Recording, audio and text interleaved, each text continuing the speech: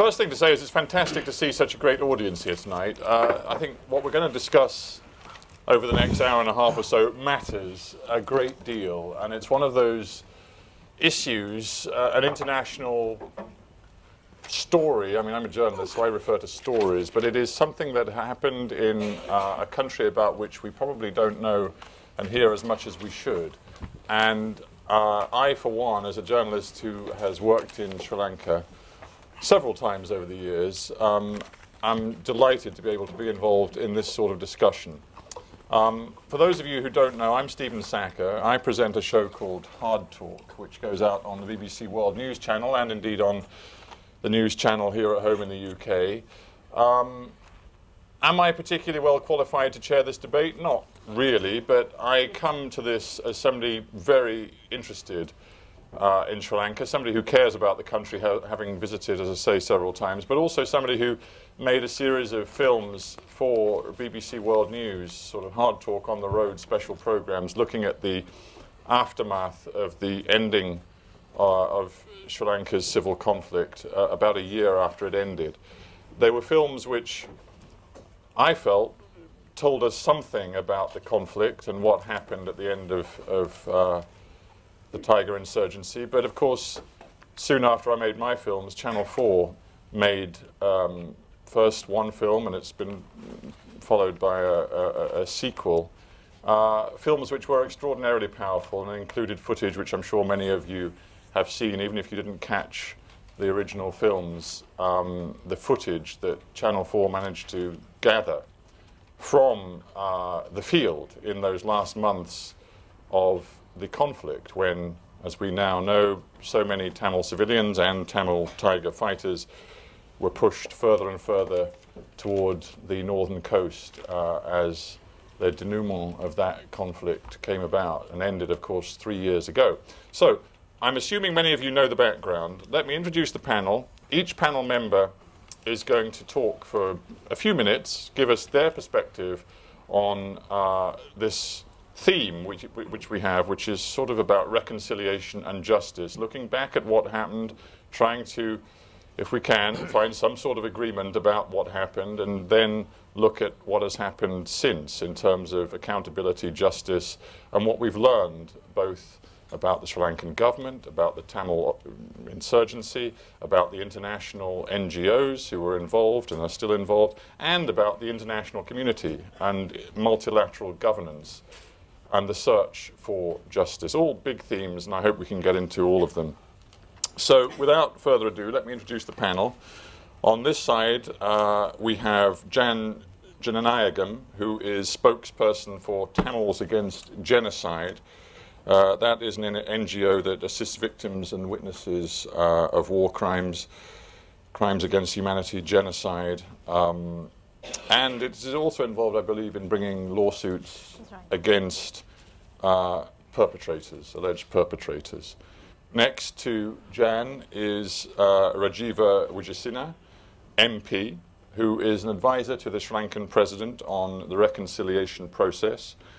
To my immediate left, we have Aaron Tambimutu, who is a Tamil political activist from Batticaloa in eastern Sri Lanka.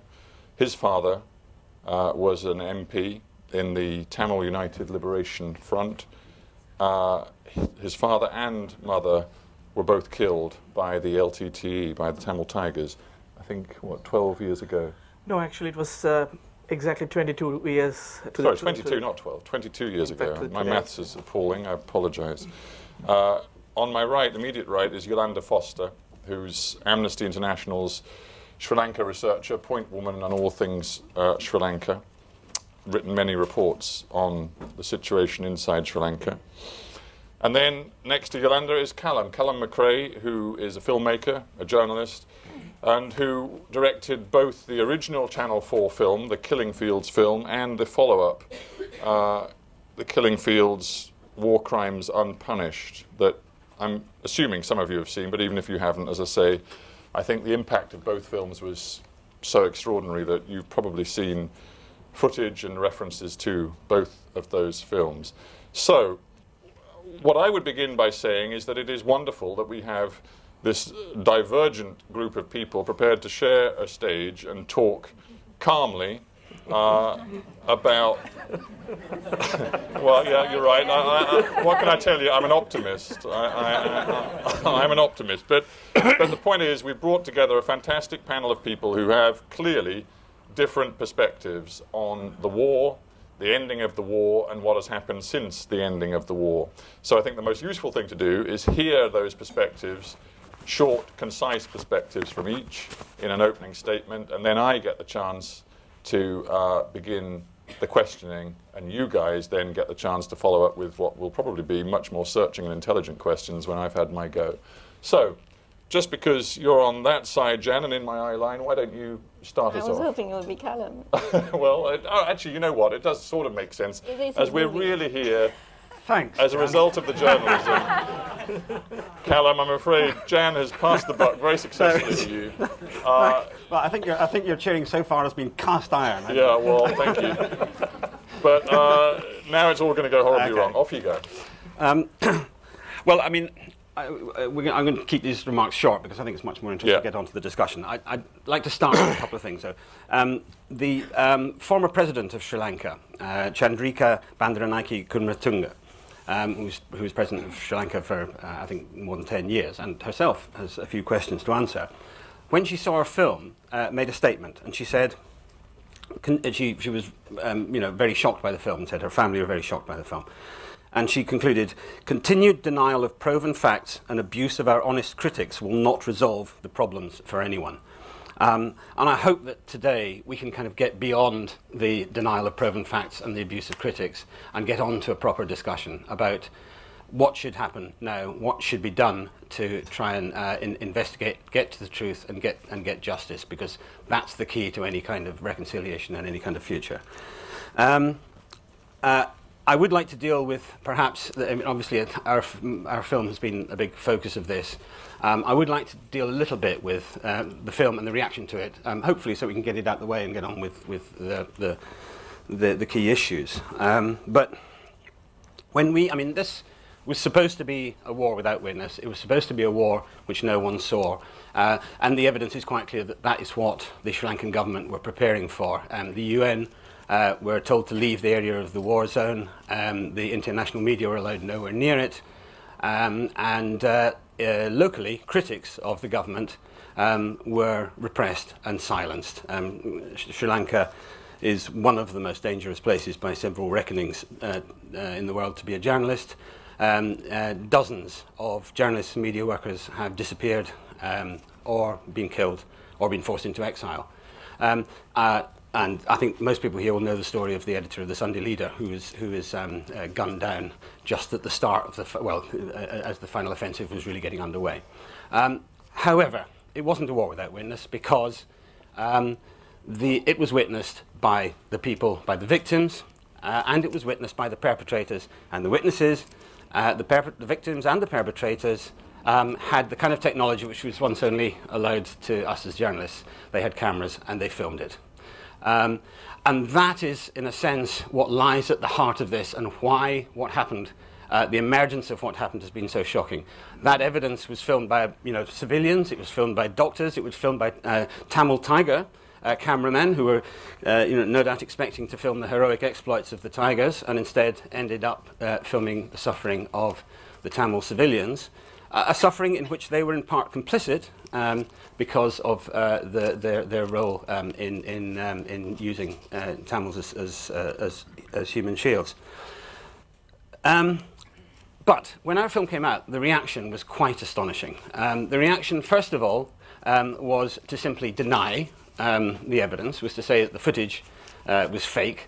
And that is still, as far as I know, the government's official position, although increasingly threadbare, because, of course, it's not fake.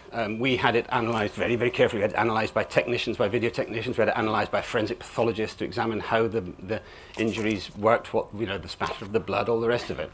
And indeed, the UN did exactly the same thing with a different set of experts. There is no doubt that this footage is what it is. There is no doubt that there's no suggestion from any reputable source that it has been manipulated. I'm afraid it does depict what happened. The real question we have to get down to is to discovering why and how that could have happened. And the other thing, of course, is that the government, you know, in all of that footage, you can see all. I should hurry up, shouldn't I? Well, yeah, I'm feeling you're winding up. Okay. But in all of that footage, you can see, you know, lots of soldiers with cameras, lots of soldiers with mobiles. There is all of this has been filmed many, many times by lots of people. It's a simple matter to prove that it was faked by the government producing the footage by all their soldiers. They haven't, and the reason they haven't is because it isn't fake. It did happen, I'm afraid, and that's the truth. Then it came to sort of preposterous suggestions. For example, the government did officially at one point allege that we had been paid £5 million by the Tamil Tigers to make the film. I would be wearing a much smarter suit if that happened. But also, if the Tamil Tigers had paid £5 million to have this film made, they probably would have been a bit pissed off at the, sorry, because of my language, but they would have been unhappy with the, you know, some of the lines in the film. We said the Tigers were a brutal army, often conscripting child soldiers, pioneering the use of suicide bombing. They showed little respect for civilians. These are all quotes from the film. Prepared to use them as pawns or human shields. Government forces were not the only ones showing a brutal disregard for civilians. In the no-fire zone, 2 Tigers defied the laws of war, etc.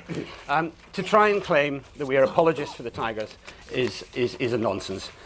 We told a story, and that story, I'm afraid, whether you like it or not, is true. And as the former president said, continual denial of those facts and abuse of honest critics is not going to help. This situation has to be resolved. This is a burning sore. The continued repression of the Tamil people will only make the resentment and the anger worse. The only solution to this problem is to look ways forward, is to look at ways of getting to the truth, getting justice. That's the lesson of history, and that's what we have to do now, and I hope that's what we'll talk about. All right, good. Callum, thank you very much. Given the points you raised, and the particular point, which, you know, is one of the reasons why we're all here, which is the nature of the films and the reaction to the films, let's go straight to Rajiva Wijesinghe. And if you would, Rajiva, in your opening remarks, address Callum's basic question, which is, are you now accepting that the footage used by Channel 4 is legitimate? I think you used a very good word. Thank you for asking me, because I think the answer is absolutely not, which I will explain. I didn't know the format, so I actually prepared a 10-minute speech. Well, I know you're not going to allow me to do it, no, so I photocopied it. It's available for everybody, and it's free of charge.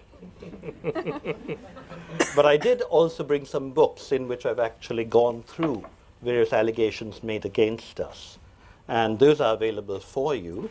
But Stephen, if you won't mind a little commercial, you know, I now don't want £5 million, but I'm going to ask people to pay £1 each for each of them if they want them, simply to prevent people just taking them away and throwing them. Because I know the British will value even something they pay £1 for. Well, yes. Not anymore? No, that's fine, but let's get to the point. Let's get to the point. Yeah. I think the word legitimate was correct, because one of the big problems we had about the Channel 4 film is that, in a sense, it was very clever, and we must congratulate you on that, Callum. And I think even the bit you said about the, you know, what you said about the Tigers is a brilliant use of television, because as you all know, television is a visual medium.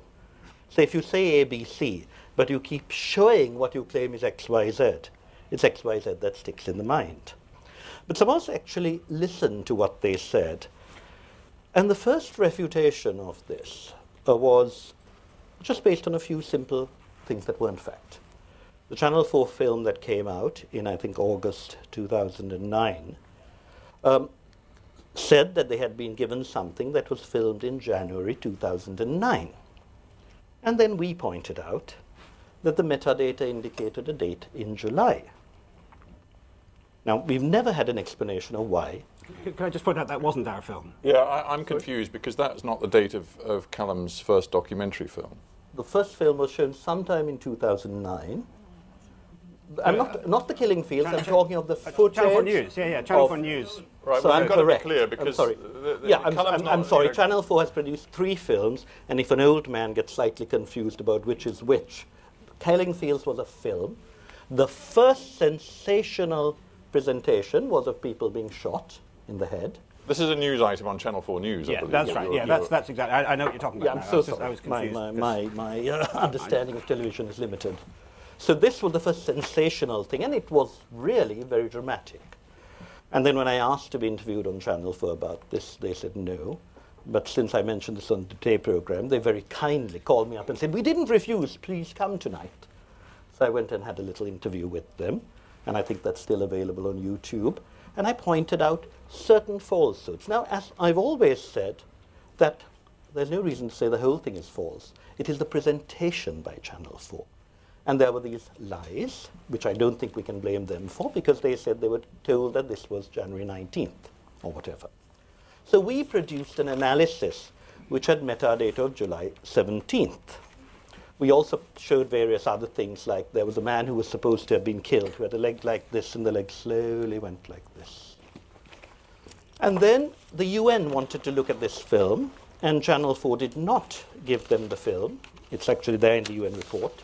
They got another copy of this film from an institution called Journalists for Democracy. I'm just being filmed by my friend Darren, who told me he contributed to some of the Channel 4 footage and promised to send me the originals. I never got them. I've described all that on my blog. But thank you for filming me.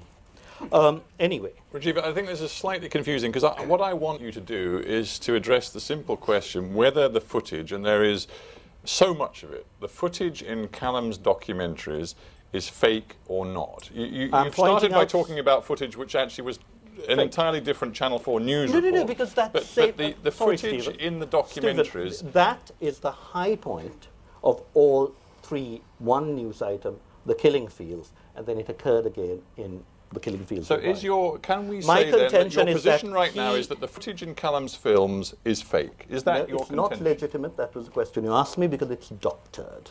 It is doctored, and I'll go very quick to this, but please don't interrupt, because you didn't interrupt him. No, but you see, I'm the chairman, and my job is to try to keep people on the point. And what I wanted you to do was to address your remarks I'm giving by you opening two up or three examples of why the footage that was the most dramatic in all three versions of the film was falsified. So let me very quickly try and rush through this. The date was wrong. The leg bent. In the killing fields itself, there's a long sequence, and when I first watched it, I thought something is wrong because the dead bodies keep vanishing. Now, the UN experts say that indeed, they say it was on balance genuine, but they say that it was filmed in 5 segments. The third segment is presented first. The first segment is presented third. The fifth segment, the UN experts say, was either filmed at a different place or a different time, and so on. And now, it's quite possible that some soldiers, as is alleged, filmed this on a mobile phone, although the zoom technique is very clearly used only on video, and they then spliced it together backwards. But you must explain why this so-called genuine footage is edited backwards. And the UN experts said at one stage, well, maybe they changed the date on the film. So all I'm saying is suspect, and why was the original not given? So I think you will see going through it, if you look at some of the things on the scenes, some of them are clearly doctored. For instance, there's a man being tortured, it's shown. And I saw these pictures ages back in Australia. And I looked at them and I found there was a man with rubber slippers. Now, it is conceivable that Sri Lankan soldiers were wearing rubber slippers. But the day after I pointed this out, every subsequent version of that picture has had the rubber slippers edited out. So you wonder why the doctoring is necessary. You wonder, and of course, I think one of the keys to this is what happened in Canada, when a man was actually charged with aiding and abetting the Tamil Tigers, and then he claimed that he was only part of their propaganda outfit, and his defense lawyer said that perhaps he shouldn't be punished because he was only making films that were spoofs. So that it is possible. It's there in the Canadian legal things. It was published. So there's a strong propaganda outfit. And much of the material in this, to me, is not legitimate, which was your good question and the good word you used. I can't say it's false, but I do think that all the evidence suggests it was doctored. And I think that is the point we've made.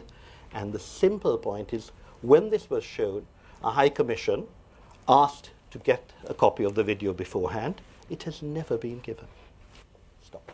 Okay, all right. Thanks very much, Rajiva. If you don't mind now, Jan, why don't you This is my 5 minutes. Give us your opening remarks. Yeah. But can I just say, I appreciated this, but can I be allowed 5 minutes to introduce new points? I Because thought you wanted me to answer that him. was not your opening presentation, wasn't it? That was No, that was I my see. answer to... Well, Karen, which okay, you but wanted me to I do. want to try to give everybody the same amount of time. So, Then you mustn't ask me to answer him. well, and say that I means actually you don't asked have you a your very simple presentation. question. I didn't expect a 5-minute answer. So, I'll tell Callum, you what. life requires a little bit of explication. We are not sound fine, bites. but we are not you have to television. understand we are that I'm intelligent people chairing who want this argument. meeting, and I want everybody you're to the have boss. You're the a boss. fair say, and I want to make sure that everybody gets opening remarks so that we can then move on to a question and answer.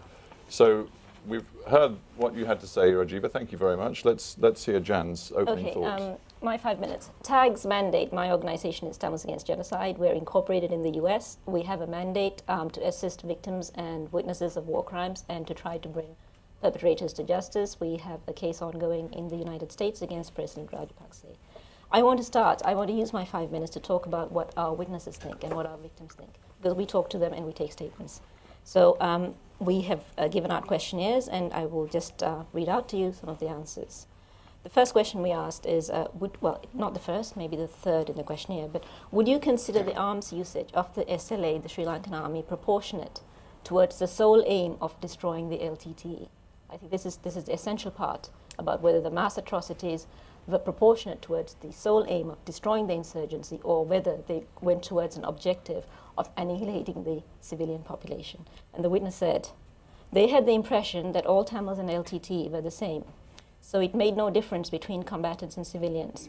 They also wanted to reduce the Tamil population of the entire country.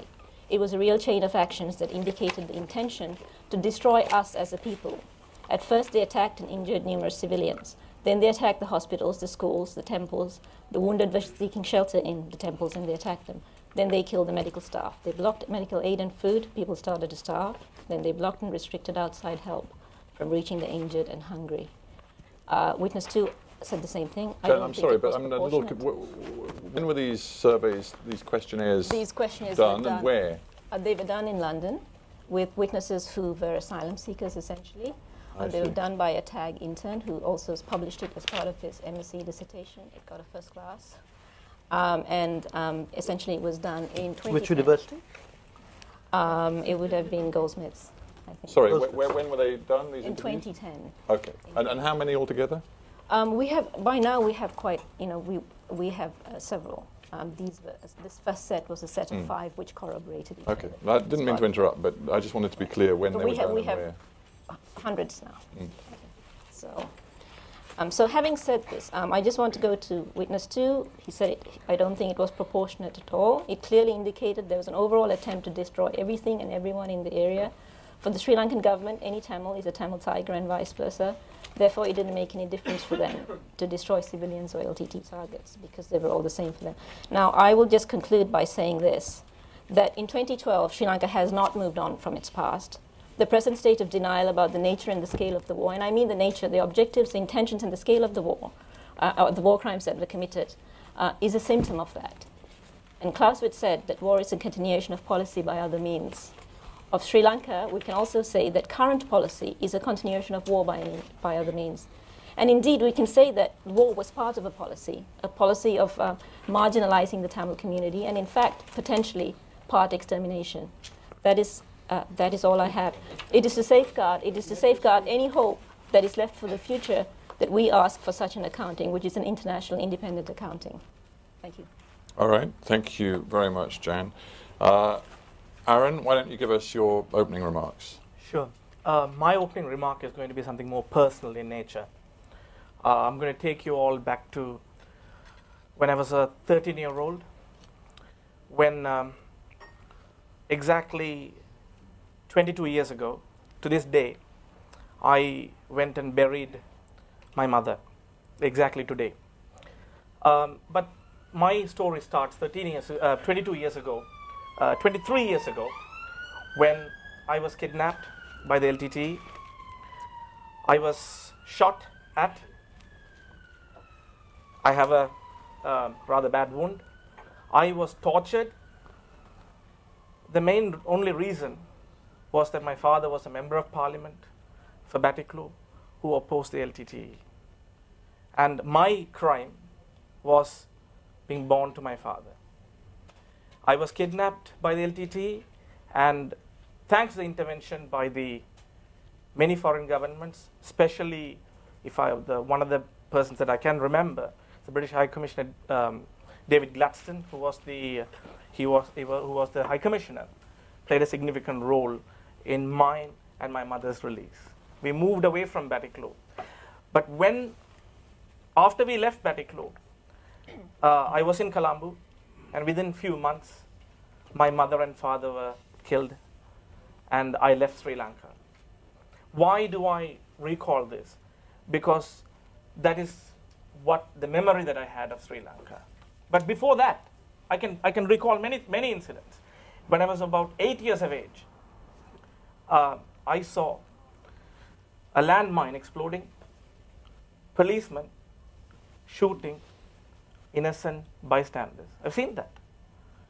But I also saw, when I was kidnapped away from my house, LTT executing innocent people who they thought were complicit with the government or with the Indian armed forces. So I saw all that. And so that is the Sri Lanka that I remembered and I left. I lived here for 20 odd years, abroad, mostly in the UK. I got my education here. And in 2009, after the war ended, my urge to return was there. I went back. I went back to Batticaloa, where I come from. And one thing that reminded me, that was the town that I remembered, not in 1985, 89, but the town that I remembered in 1981 or 82, before the war started. People could go watch movies. Fishermen can fish at night time. I did see that. For me, what is relevant is that, unfortunately, 40,000 families in district of Batticaloa have lost at least one member. And out of the 40,000 families, majority of them have lost their family members, not due to killings by the Sri Lankan armed forces or fight between the Sri Lankan armed forces and the Tamil militant groups, but rather each Tamil militant groups, LTT and the groups opposed to them, fighting each other. Bulk of them died during that process, about 23,000 of them. So that is relevant. As a Tamil who have come abroad, I am also mindful that 300,000 Tamils live in the UK, estimated. Million Tamils live globally. And what I fear today is that their desire to create a Tamil homeland has the Tamils living in the north and east of Sri Lanka have paid the ultimate price.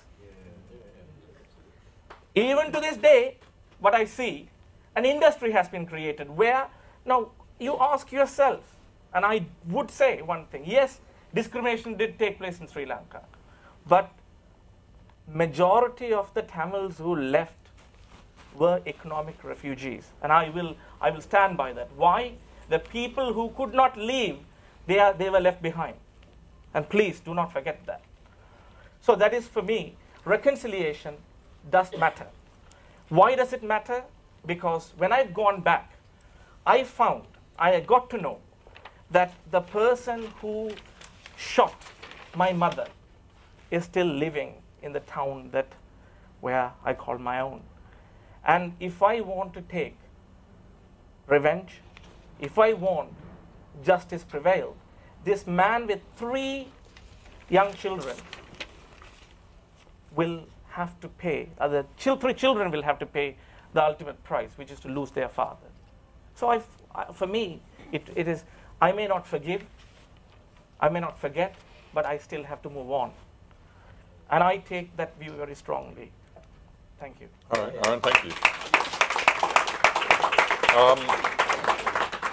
All right, Yolanda, our 5th opening perspective, please. It's 3 years now since the end of the terrible war in Sri Lanka, in which all communities in Sri Lanka have suffered.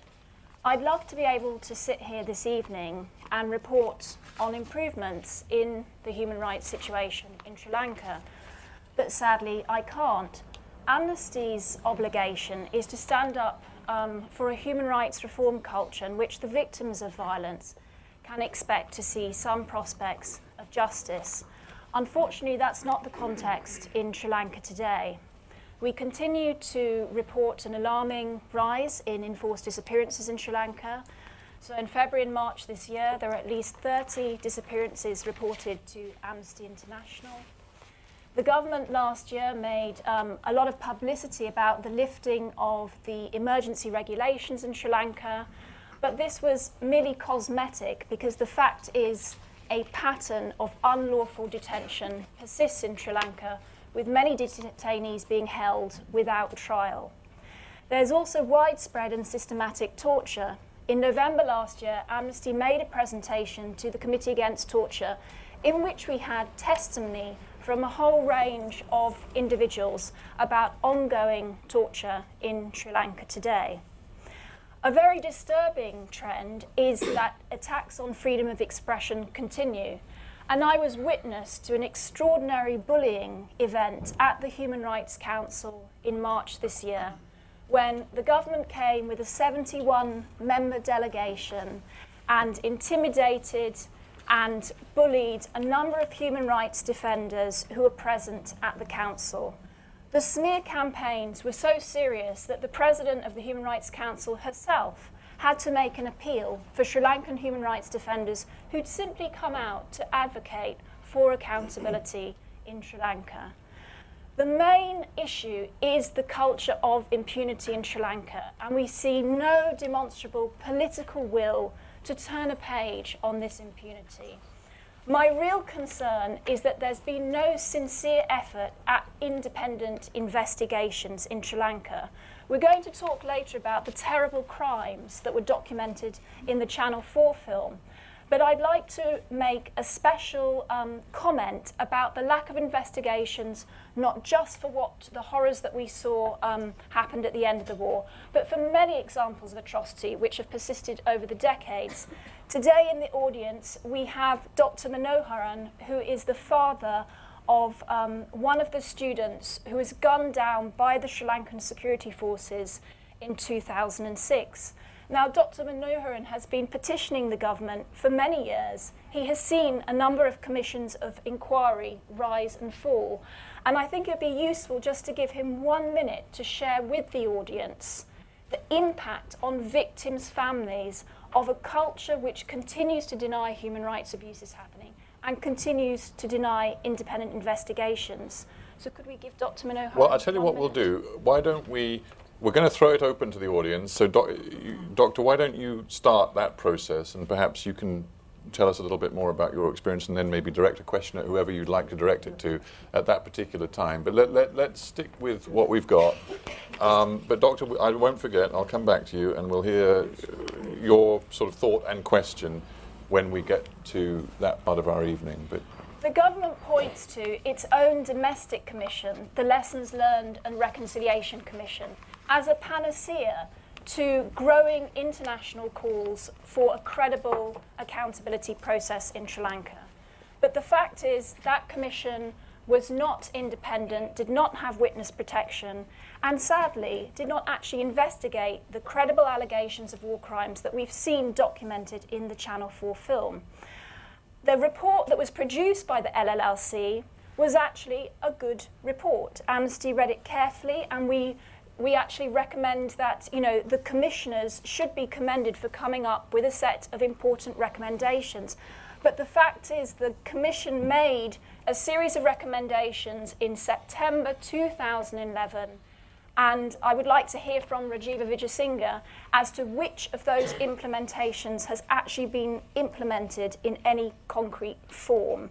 The LLRC's final report submitted to the President has failed to actually deal with the question of independent investigations. Today in Sri Lanka, there are hundreds and hundreds of families who simply want to know what has happened to their loved one. I think for there to be a genuine reconciliation process in Sri Lanka, which is tremendously important because, as I said, Amnesty has documented abuses by the Tamil Tigers against ordinary Sinhala, Muslim and Tamil populations in Sri Lanka. You know, we've seen that there's a whole range of issues being raised today around the rise of religious extremism in Sri Lanka. This is a very serious and important issue, but to be meaningful, it has to have a process of truth-telling, and that's not what we see in this ongoing culture of denial. All right, thank you, Yolanda. Okay, well, it falls to me then to ask some questions before I then open it up, and I want the rest of the evening to be dominated by your questions, but I get the privilege of asking a few to start with. And it seems to me, you know, we've had so many different perspectives and different sort of themes raised from our panel. And what I want to try and do is impose just a little bit of sort of intellectual order on it by saying, maybe there are two ways we can look at this. We can look at the issues raised by the Channel 4 film and all of the questions that justice and accountability that arise out of that. And then we can talk about a whole related but perhaps somewhat separate set of issues which are about where Sri Lanka is today, about this idea of reconciliation, what it means and how it relates to what is actually happening in Sri Lanka and particularly in the north of the country at this very moment. So let's talk about justice for what happened at the end of the conflict, and then let's talk about what's happening today and how that relates to the idea of reconciliation. So, in terms of justice and accountability and a full accounting for what happened in those months at the end of the war, Rajiva, I'm going to ask you first of all, is this commission, the Learned Lessons and Reconciliation Commission that your government appointed and dealt with, is that it as far as your government is concerned? Is your government's position that whatever accounting was going to be done has been done and that is over? No, I think one of the real problems we have, and I'm so sorry that I'm obviously not going to be allowed to talk, but only to reply, but I suppose that's my role in life. Well, you will give me 5 minutes at some point? Well, never. The trick with these things is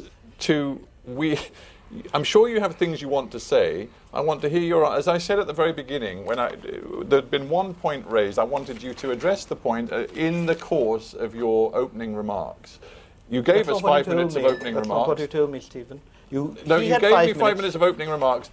Frankly, we can discuss procedure all night. What I'd like you to do is address your superior judgment. Address the issue. I'd like you to address my question. I will address the issue, but I would like 5 minutes. If there's a way you want to address it and include points that you've pre-prepared, that's absolutely no problem. But please begin by addressing my question. No, because I want to address it seriously, so I'll try to do that. I didn't prepare anything on that, but I think it's a very good question that you raised. You see, the whole point about the LLRC is it was meant to work towards reconciliation, and if you look at its recommendations, it looks at it in terms of 3 areas, all of which are vital. I think it's very ironic that people just kept saying the LLRC is a whitewash, it's government people, it wouldn't say anything, and I'm happy to say that most people who read the report said it's actually a very, very good report. It makes certain findings that some people never expected it to make, including Amnesty, and I'm proud of Amnesty to have recognized it was a good report. There were 2 or 3 people who kept criticizing it, but by and large everyone felt it had done its job of looking at reconciliation and making recommendations. The 3 areas are what I would describe as restoration, because people suffered not only during the war, but because of discrimination. And may I say very quickly that while I do think that the whole Channel 4 exercise was very sordid, I do respect people like Jayan Jananayakam, because I believe that many families left Sri Lanka because of intense violence against them in 81 and 83. I realize that she's actually slightly older than she looks, and her people left a bit earlier. But I still sympathize with people who felt appalled by what happened in 81 and 83. There was violence against Tamils, and a lot of the families who came over here are very bitter about that. And it's understandable. I think things have changed, but we have to recognize that, and we have to make restoration for what happened during that period when there was a certain level of majoritarianism. However, I think the allegations that the second area is the area of empowerment, and on that there are recommendations in this. The third is the area of restitution, and as you said, Yolanda, the interim recommendations made actually in 2010, the final ones for 2011, actually noted that there's a lot to do with restitution in terms of land, in terms of accountability for the dead, because the people want to know what happened. But most people in Sri Lanka are not like Arun and thirsting for revenge, because they realize we have to move on. He said very clearly he knows who killed his mother, but we have to move on. We have to realize that perhaps the context of that time means perhaps the charge would be okay. But I think most people in Sri Lanka, as opposed to here, would like to go further through restitution, not retribution. Now, one of the problems is a lot of these allegations are so grand and violent. Now, Jan Jananayakam cited what had been told her by somebody. And, you know, we can always play snap by giving anecdotal evidence. I have spent a lot of time in my role as advisor in what is called divisional level reconciliation committees, asking the people what their problems are. I've written about some of it on www.peaceinsrilanka.org, and that is really what the people need to move forward. But when we get allegations like this, I mean, let me just cite not what I would call a source that might be described as partisan, but this is the ICRC, and the ICRC was there throughout Jan. You know, this idea of a war without witnesses is nonsense. In September, the government asked the three agencies that were necessary, UNHCR, WFP, and ICRC, to stay on. Rajiv, if I may, I just feel you're slightly straying from my question. My question was, is that it? And partly the thought behind my question was, we've seen the LLRC report. Yolanda said elements of it were good. She said the mandate was far too limited, and there were various problems as far as her group and other NGOs were concerned. But my is that it question was partly about whether there is any likelihood, as far as the Sri Lankan government is concerned, of people being held to account, of people who are held to have been responsible for war crimes, crimes against humanity, being held to account and punished. I'm answering that. I'm just pointing out, because I'm also trying to respond to what she said, and I'm just citing from the ICRC. In fact, the army actually, the ICRC, from WikiLeaks, could have won the military battle faster with higher civilian casualties, yet chose a slower approach, which led to a greater number of Sri Lankan military deaths. On the LTT, Dimaya said it had tried to keep civilians in the midst of a permanent state of violence. It saw the civilian populations as a protective asset and kept its fighters embedded amongst them. Dimaya said that the LTT commander's objective was to keep the distinction between civilian and military assets blurred. Now, what the LLRC recommendations do is it also says there are certain incidents on which it believes there is a prima facie case. And those must be investigated further. Just to be clear for our audience, has anybody inside the Sri Lankan government, military chain of command, at a senior level, ever been held to account for anything that happened in that period from January to May 2009? I'm just telling you that you investigate. You know exactly how long British investigations took. Yeah, we're talking about a period 3 years ago. Just, just tell me. If the answer's no, that's fine. Just tell me. What I'm telling you is that the LLRC... Is the answer no?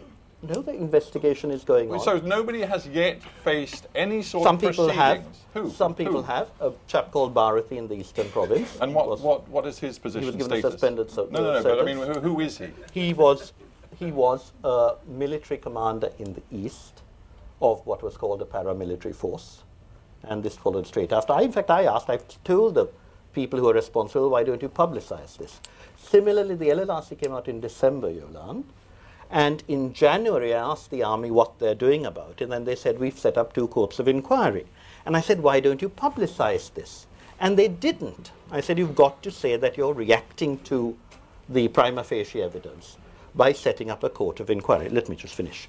And unfortunately, that came out afterwards. All right, Rajiv, let's leave it there. You've made that very plain. I want to draw other people in. We can't just focus entirely on you.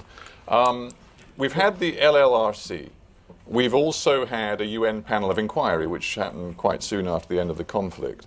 We've had Channel 4 and we've had journalism investigating what happened. Is it your contention, and you two feel free to kick this around, then I'll go to Jan and Aaron. Is it your contention that everything that has happened thus far in terms of investigation and accounting is inadequate? Based on my experience of taking testimony from individuals who did present submissions to the Lessons Learned and Reconciliation Commission, I think what we see with the government's approach is that yet again, instead of dealing with the issue of accountability face on and actually setting up credible investigations, they set up these ad hoc commissions which actually fail to hold any proper trials or lead to prosecutions. Within the submissions of the Lessons Learned and Reconciliation Commission, there were mothers who specified army camps where they feel their sons or daughters were disappeared. There are concrete examples which the government could practically be following up on, and we're not seeing any progress in that. So it's very frustrating, and I think it's also important to expose the gap between the government's promises and the reality. So I come back to some of the issues that the LLRC flagged as key for reform in Sri Lanka were the issue of detention and disappearances. Now, the government recently, to try and give a veneer that it is actually moving forward on detention, has issued a statement on the 13th of May saying that it would now try to help families whose sons or daughters were former Tamil Tiger suspects to be able to track these individuals in detention. Previously, there'd been complete lack of transparency in this, but we've discovered that this promise is simply empty. So today, I received a fax from some relatives of some of the individuals who've actually tried to see if this promise is true. So families of the disappeared have gone to the crime division of Vavuni district on the 14th of May, trying to find out if the announcement made by the Ministry of Defence on the 13th had any credibility at all. And they write back very despondently saying, our complaints to government officials, politicians and NGOs have been futile. Will we ever know the fate of our loved ones? And I think that's what's important to remember, that there are promises being given. Just hang on, and you'll get more time, don't worry. But thank you for that. Callum, you've made the two films. Jon Snow, I seem to recall, in an address to camera, said, this is a major test for the international community. What do you want? The facts, because what I think she's describing is what happened in 2011. It's not. It's dated. Can I look at it? Well, Rajiv, forgive me, but you're making chairing this meeting actually quite difficult. If you just let Callum have the floor for a moment. Jon Snow said the kind of evidence that you presented in your films raised a very serious question for the international community. The truth is, the international community seems to have toyed with the question. They read the report from the UN panel of inquiry. Ban Ki-moon, the UN Secretary General, obviously thought about it, considered it, and has, it seems, decided not to set up a UN-specific Sri Lanka end-of-war inquiry. There is no such inquiry. The Security Council doesn't seem minded to commission such an inquiry. It seems that, in Jon Snow's terms, the international community doesn't want to take on this test. Well, to be fair, the international community through the UN, the UNHCR, the UN, United Nations Human Rights meeting recently, said, some people would argue it was very weak, but they did say, okay, Sri Lanka, let's see you act on your Lessons Learned and Reconciliation Commission, which came out 3 years after the event, first of all, and secondly, let's see you deal with the questions which the LLRC completely fails to address, which is who is responsible for the war crimes, how truth will be found, and how justice will be carried out. And effectively, the Sri Lankans have been given, in effect, another year to come back and do that. I have to say the omens are not good. If you look at what the LLRC did say. And the LLRC came up with a number of recommendations. For example, it did express considerable concern over the disappeared. There are something like... Did it surprise you, the degree to which it pointed to what it regarded as serious questions that remained about the conduct of the war? No, I mean, it did point to some serious questions. I think the LLRC has an important structural problem, and I'd like to get on to that, but just very quickly deal with what it did say. What it did say was it did address the issue of disappeared people. I mean, as Yolanda has mentioned, there are something like 11,000 detainees who are suspected of having Tiger affiliations, who are held in captivity. And they've been held in captivity for 3 years, without lawyers, without public access, without the ability to communicate they've all with been released. without ability to communicate you with... You mustn't tell lies, Callum. Well, it's not a lie, actually. All released. It's not a lie. Well, if they have all been released, why did the government, the day before yesterday, just before Pierres went to America, announce that all the relatives were going to be allowed to go to Virginia and find out where they are, what their names are, given full lists of them which will be made available to them. The government said that these people who are not in captivity, the details would be given to the relatives. And then, of course, they weren't given to the relatives. And in fact, this is a promise that was made 2 months ago as well, when the TNA turned up to Virginia and said, can we see the lists? And the government said no. So there is real failings there. I mean, there are any number of things. The LLRC said quite clearly that the military, which controls all aspects, increasingly all aspects of Sri Lankan life, and increasingly controls the north, where there are big barracks being put in, where soldiers are given bonuses for having a third child, where there's a kind of ethnic re-engineering going on. Come on now. The LLRC said the army must withdraw from all of these entirely inappropriate involvement in civil administration. Right. Look at the Ministry of Defence website. It's now called the Ministry of Defence and Urban Renewal, I believe. Urban Development. That's what it's called. All right. Well, I'm going to stop you there. Can I just make my last point? Very quickly. Okay. Go on, very quickly. So that's what they've done with the recommendations they have made. The problem is, what they have not dealt with is the allegations of war crimes. And let's cut to the chase here. The allegations of war crimes are of systematic war crimes engineered from the highest levels of the Sri Lankan government, which is indistinguishable from the highest levels of the Sri Lankan military, with the exception of one of the people accused of war crimes, Sarah Fonseca, who fell out with the president and was put in jail. The allegations of war crimes are that this was systematic. The allegations of war crimes are that civilians were deliberately targeted, that a policy of denying civilians humanitarian aid, medical Callum, my food. point to you was that... And that goes to the government. I suppose the point, just to finish, I'll really be very clear. Well, hang on, no, I want you to address this point. My point to you was that these allegations have been swirling around for some time now, not least because of the Channel 4 documentaries. The international community is well aware of them, but has clearly chosen not to set up a framework for international investigation in the way that, for example, they've insisted upon in Libya. And one could take other examples too. The international community does not seem to be heeding the message that you want them to heed. Yes, I think the international community needs to look what it's doing. I don't think the international community, if my personal opinion's response has been as good as it should be and could be. But the bottom line is that the international community, they have set something in motion. I think the international community remains to be tested. And I think the problem they've got is that they've said Sri Lanka should do it.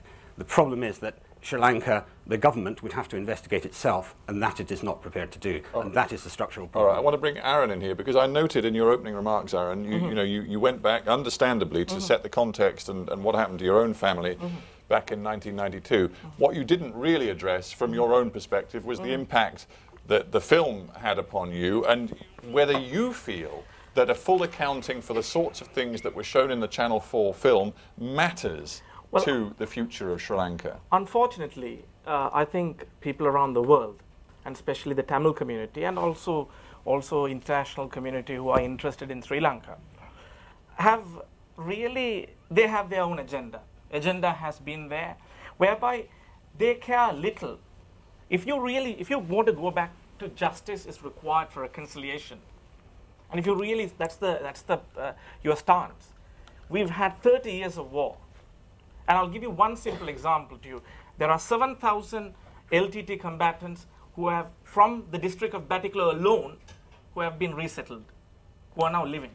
Now my question is, excuse me for one moment, if you are going to go and start investigating the crimes that they have committed, trust me, in my district, in Batticaloa alone, you're going to have quite a lot of people behind bars. So I don't want to put words into your mouth, but am I right in saying then that your contention is that, frankly, the sorts of crimes that appear to be to have been committed in those months from January to May 2009 are, frankly, not of a scale that is actually different from everything else that happened in the 25 or 30 years of conflict in Sri Lanka, and therefore don't require a separate and distinct accounting? What I feel is, for 30 years, that we have had many, many atrocities committed by all sides. And you don't think that that period at the end of the war was special, was unbelievably damaging? Unfortunately, what I feel is that Channel 4 and of course the international media, they also have their vested interests. Of course, I mean, we saw two awards being won. And the media has changed. We all know that. That's the reality.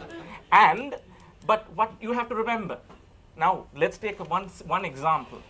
While I was living in Batticaloa as a 9-year-old, or 10-year-old in fact, 119 Islamic worshippers were butchered to death. In fact, grenades were thrown, and LTT cadres gone in and start shooting them. In the same year, that 114 Sinhala families, in fact, one of my dear friends who went to school with me, was butchered to death, and his baby sister, 6 months old, was also killed. Now, interestingly enough, it was a common knowledge in Batticaloa, because after this incident, the man who led the attack went around the town of Batticaloa in a victorionics moment. He has gone and claimed, we have done that. Same person is today living in Germany, what I hear. Likewise, many people who have committed atrocities are living around the world. Now, Jan, of course, is interested in genocide, and she wants to, of course, prosecute people who have committed wars against, crimes against humanity. Now, so there are many people who have committed crimes against humanity from all sides. Of course, when you only want to let's look at our community. Now, let's look at and ask ourselves. And the bottom line is that atrocities have been committed. And I don't think that you can have any forms of investigation, because international community, what has the international community done for 30 years? Well, it's an interesting perspective, and I'm going to put it straight to Jan. I mean, what Aaron's saying is, don't get so hung up on what happened at the end of the war. Frankly, technology gave people camera phones in a way that they didn't have them in 1990 or the year 2000 or 1985. And if one looks at the reality of what happened in Sri Lanka over 3 decades, then this isn't a question of isolating one particular period and going after the perpetrators of that particular period as opposed to all others. You've got to see it as a whole, Jan, and therefore this focus that this panel has been brought together to address is misguided. It is about the whole 30-year experience. Very much so. What about the Tamil Tigers? I just want you to address that, and then I'm going to open it up. I totally agree with you. Can I answer his line? So, Stephen, I totally agree with you, and I'm going to try and address a couple of the questions that came in that context. The first point is that I just want to let you know that I too have an uncle who was assassinated by the LTT. It has not changed my position, and it won't in the future. So I just want to take the personal out of this. This is a structural issue. It's an individual issue. It does not change our positions. And and that's where I want to go back to something that Stephen said about the scale of things. There are individual crimes, and I recognize individual assassinations, as in my case, as in your case, as in Lasantha Wickramatunga's case. And I agree and accept that those should be dealt with by a domestic judicial process. But as Amnesty has said very clearly, the judiciary has failed. The reason you don't have justice is because the judiciary has failed in Sri Lanka, which claims to be a credible government. This happened in 1987. They were in control of Batticaloa. There is no need to be talking about justice if the government had done its job and given justice to the victims.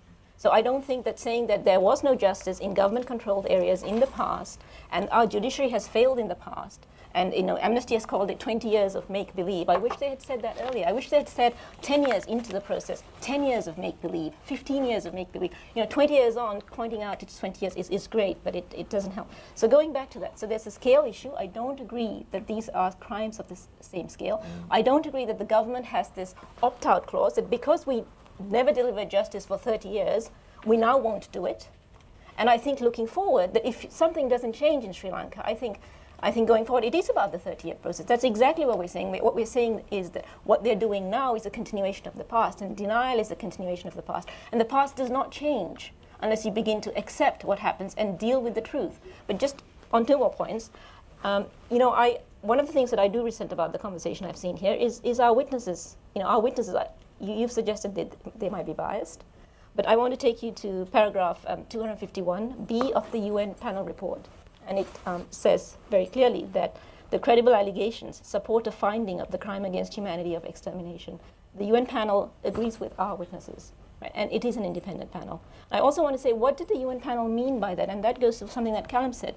The UN panel actually says, 251B, extermination includes intentional infliction of conditions of life, inter alia the deprivation of access to food and medicine, calculated to bring about the destruction of part of a population. So I do resent any suggestion. And maybe the witnesses, there might be biases in the witnesses. Witness testimony taken in England will be different from witness testimony taken in army-controlled areas or in the IDP camps. But that's something we have to deal with. And that has to be part of that process. And we keep coming back to this. We need an independent international process where the witnesses have safety. I mean, one of our biggest problems is getting people to talk. What else can I say? Yeah, I just want to add to Yolanda's point on people being disappeared. And I just before coming here, I saw this article in the Hindu, and it says, a mother searches for her son with a photograph that appeared in the Hindu. Well, the photograph was a photograph of the son being released into family's custody by the president. So the Sri Lankan government had this photograph of people who were released to their families, except that this son was not released to his mother. And there are many others like him. So I think we go back to the credibility point. It's very well to say everybody is released, but people don't agree with that. Yeah, no, Jan, thank you very much. I think it is time now. I know everybody on the panel wants to say more, and I'm sure they'll get the chance to say plenty more, but maybe driven by you guys rather than me. So I did actually promise that, because I didn't want to actually break the panel discussion early, so I did promise the doctor could have the first word. But doctor, keep it brief, and if you can, direct a question at a member of the panel, if you would. Thank you very much, Stephen. Really, I am disappointed for my life, and you know why? I lost my son with other 4 friends, Trinco 5 students murder. When was that? That is 2006, 2nd of January. Honorable Rajiv Vijayatonka promised me at Geneva 2009, 12th of June conference, I'll give a good judgment for that case. Till nothing. So there's been no charges laid against anybody? Nothing. Nobody held to account for the murder of your son? I faced the President Commission also. I give a satellite witness from here. Nothing. And now LLRC report says clearly, please re-inquiry or do something for that case. Right. I think nothing. So essentially you're saying that one particular promise made within the LLRC process has never been met? Never. Yeah. In same time, but and I can't get a journal entries from courts. I can't get my son case journal entries from courts. I guess, do you have a direct question for? Yeah, Well, I think it was, what he was saying was that the professor was the person who made that promise. Yes. He is the advisor of President. I He is understand. the formerly Secretary of Human Rights. Yes. Now Honorable Honorable LP of Parliament. Right. Then I'll ask I think Dr. Manoharan has what I would describe as a strong point, and let me add, Dr. Manoharan, I have made it myself. If you look at my writings from 2007 on, when I first went into public life, I've consistently said that the case of the Trinco 5 requires prosecution. I've said that. It's Well, in writing. if Can I go on? you would, then. Can I go on? But just explain to us why it hasn't happened. Because I was actually present when the President told the Attorney General to indict. I actually asked the Attorney General why he hadn't indicted, and he told me, we don't have enough evidence to get a conviction. And I'll tell you what I told him. I said, for God's sake, take a leaf out of the British. What they do is they prosecute 10 people, they acquit 9 of them. One person gets 2 months in jail, and then we say justice. And I said, I do believe very strongly that the Trincophile deserves... That is very, very clearly. No, let me finish. And I have said this, sorry, Dr. Manohar, I am agreeing with you. I can't believe you told that to the doctor thinking that might reassure him. No, because what I'm now pleased about, what I'm now telling you about is because I felt the Attorney General was wrong, but Sri Lanka, people think if you don't get a conviction, you know, you've lost face or whatever. But I'm very glad that the LLRC reopened the case, and they have recommended exactly what you want and I want, and I believe because the LLRC is a public recommendation, I hope it will be done. All right, but I accept your point, and I have said this myself, Doctor. Ladies and gentlemen, all we can do, I mean, it's a tragic case and it's an interesting It's an case, but appalling it is case. quite a close focus case. So you two, I know, want to say something about it, but you've got to be very quick. I'll be you know, extremely brief. The Attorney General, I presume you're referring to Mohan Pieris. No, I'm not. The previous Attorney General, Mohan Pieris. Interestingly enough, there was another case of one of the many disappearances. 150 people were arrested last week and taken into custody. Nobody knows where they are. There was a journalist and cartoonist called Prageth Eknagloda, and I'm sorry for pronouncing that very badly, who disappeared in January last year. The Attorney General, Mohan Pieris, went to the UN hearings on torture and said quite specifically, oh, he's sought asylum elsewhere, he's fine. That was an assurance given to the UN, the highest body of the international community, from a former Attorney General of Sri Lanka. His wife has said, no, he hasn't, he's completely disappeared. There is no sign of him, there is no trace of him. If that's the kind of thing you get from Sri Lankan Attorney Generals, I'm not really surprised that we've got the same answer here. All right. I would like to know if you have any view on where he is. If you could tell me, since the government knows what country he's sought asylum in, perhaps you could tell us. I have and tell no his idea, wife. and I've asked the Attorney General about that, and he told me, but I don't think it's good enough. I think you need something in writing. He said that was actually misrepresented. But I think the point I'm going back to is the one I dealt with, which is completely different from that. It's the former Attorney General, and he told me honestly but wrongly. He said, I can't prosecute because I'll lose the case. And I said, that is not the point. The point is that it is very clear there's a prima facie case there. And I take your point, Well, you know, Doctor. Let me say that of all the cases Yes. in that, I have from 2007 been making this point, and I actually went personally to the President and said, this must be done, and I was present when he called up the Attorney General. Right, and said, it's clearly made no difference. I'm sorry, Doctor. Well, your representations have made no difference thus far, but let's not get too hung up. I mean, the point is, it is interesting to discuss some specific cases because they can tell they can tell a much broader story than the individual case. An answer about that falsehood. But hang on. So I don't rule out hearing more individual stories from you in the audience, but let's also try to raise some important and big questions for people on the panel. Let's try and do both. Look, there's loads of hands up. We'll just try and get as many in as we can. We'll take a couple of ladies first, if you would, madam, and then you behind. Hi, I'm Julian West. I've been a journalist covering the region for a very long time, and I wrote a book, although it was a novel based in Sri Lanka. But I was in Sri Lanka recently in January, actually up in the north in Mullaitivu. But what I saw up there, you know, was an army of occupation. But that aside, I mean, merely to try and encapsulate what everybody's saying, I mean, it seems to me that there are 3 different issues. You know, one is the fact that the Sri Lankan government, and this is addressed to you really, Rajiva, has not seemed to understood that the criteria for the behavior of a government is inevitably much more strict than for the criteria applied to a rebel army. Yeah? Well, There's no doubt about that's an that. interesting point. Should we just, I don't know how many points you've got to make, but that's a very important just one. a couple more. And the second is that the behavior of the UN, or the attitude of the UN towards Sri Lanka, I would say is very much conditioned by geopolitics, which is the influence of China in the region, India and everything else, but particularly China.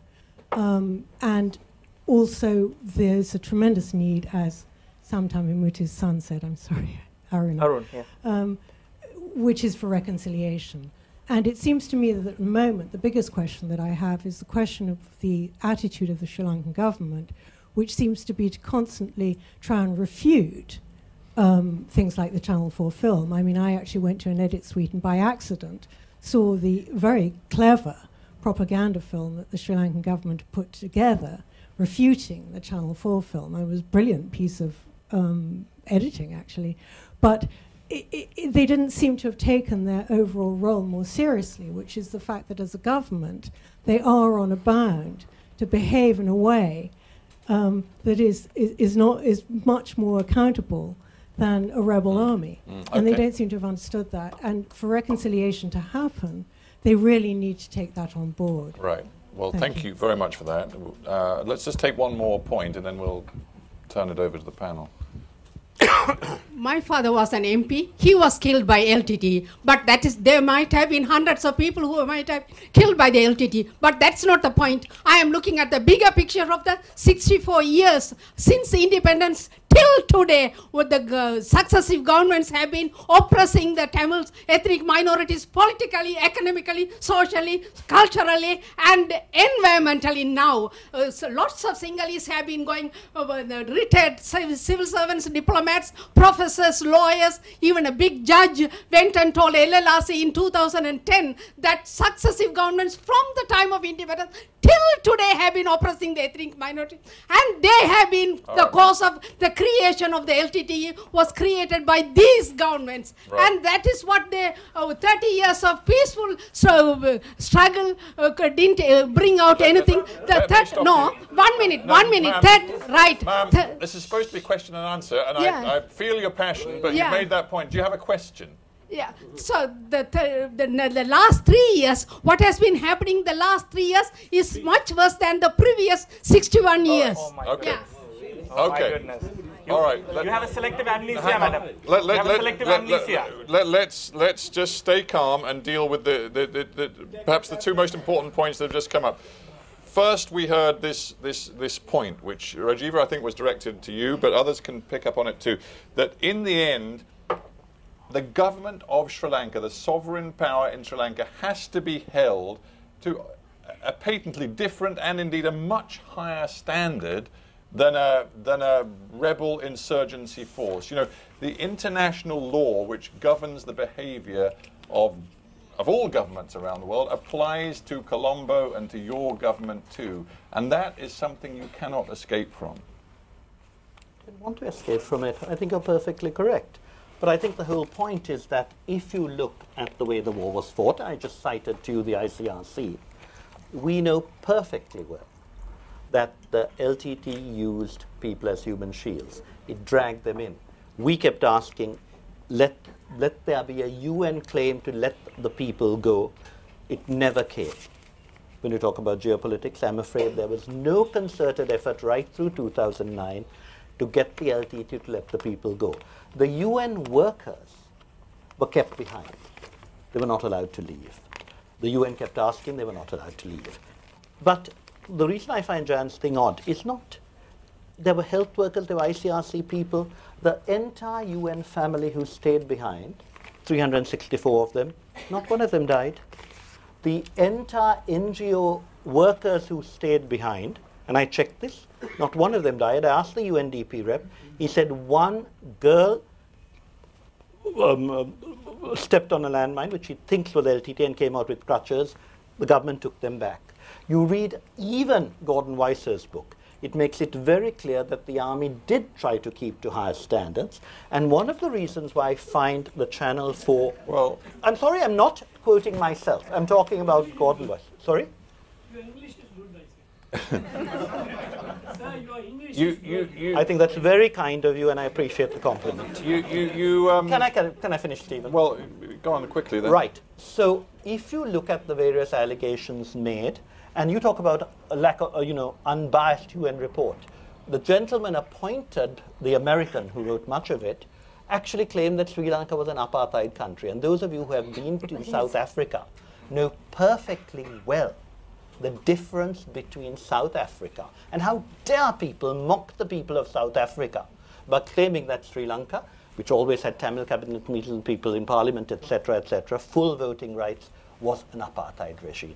It is this type of propaganda that worries us. I fully take the point of the lady there, that there were majoritarian activities, including on language policy. It's all documented in my draft national reconciliation policy as well, which needed change. And I'm really very sorry that when the political struggle was, let us say, alleviated by the Indo-Lankan Accord of 1987, one group only fought against it. But now, Rajiv, I'm going to have to stop you because we don't have that much time and I want to get lots of questions in. But the point about the lady and her passion just there was that she was saying, yes, the sectarianism has been present in Sri Lanka for 60 years, but her final point was it's actually, if anything, gotten worse over the last 3 years, and that's a point. That's a point. Can I answer that? Look, that's a point I want our two Tamil panel members to address. Well, sorry, I am a Tamil, and unfortunately, people like you, you have always, anyone who held alternate view was persecuted, killed,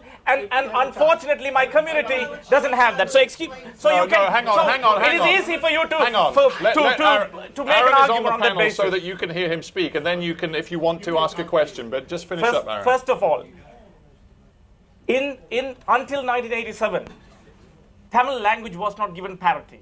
In fact, as a 7-year-old, I refused to learn Sinhala language in Sri Lanka.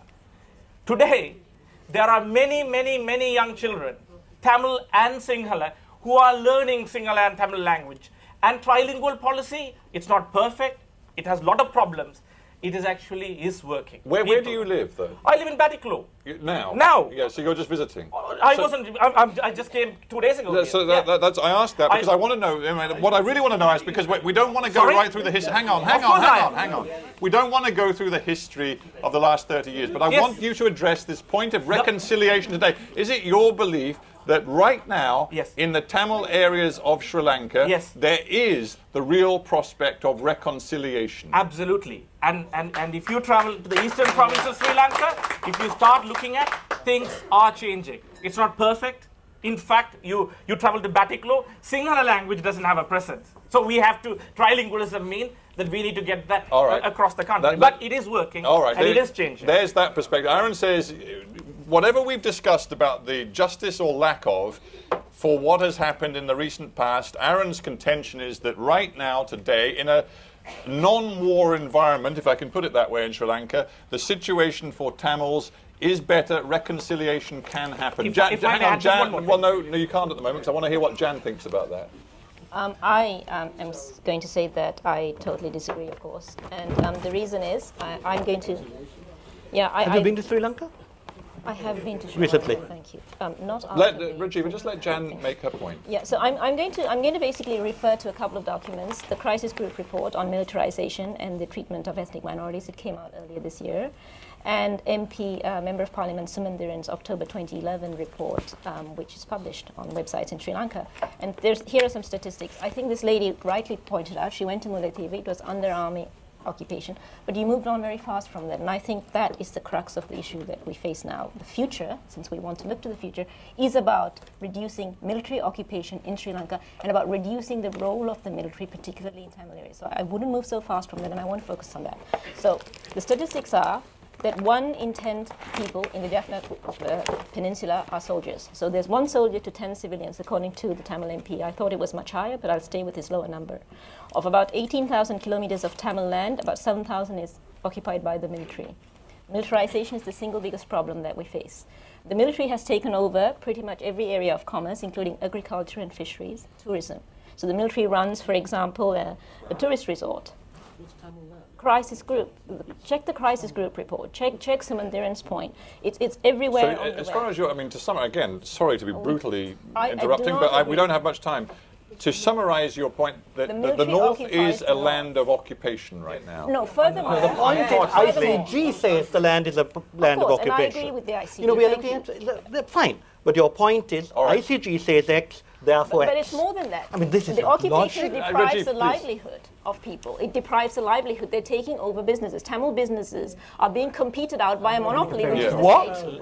Hang on. Look, Have this you is, been there? Living in The London, army you can runs- see that, of course. You can see that. I go there every week. You know, we can stop And I'm now, sure or we you will not can see it. actually conduct this in a civilized way, and we can actually let members of the audience Well, I'm on the ask, same planet if they as will, 3 brief. other people that I can Truth, quote to you. Jan. Yeah, no, well, you made the point, Jan. Thank you.